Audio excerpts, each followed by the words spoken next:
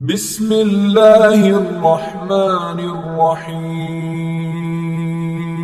حضور اکرم صلی اللہ علیہ وآلہ وسلم کا ارشاد ہے،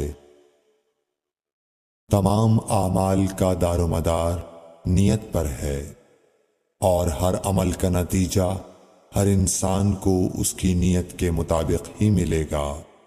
پس جس کی ہجرت دولت دنیا حاصل کرنے کے لیے ہو یا کسی عورت سے شادی کی غرض سے ہو، پس اس کی ہجرت انہی چیزوں کے لیے ہوگی جن کے حاصل کرنے کی نیت سے اس نے ہجرت کی۔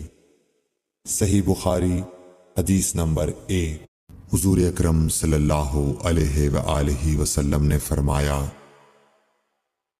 کہ وحی نازل ہوتے وقت کبھی مجھ کو گھنٹی کی سی آواز محسوس ہوتی ہے، اور وحی کی یہ کیفیت مجھ پر بہت شاق گزرتی ہے۔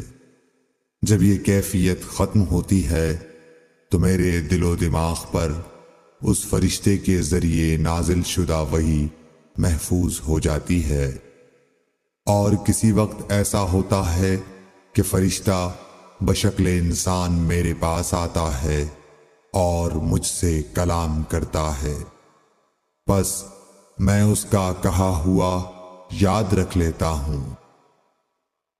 صحیح بخاری حدیث نمبر 2۔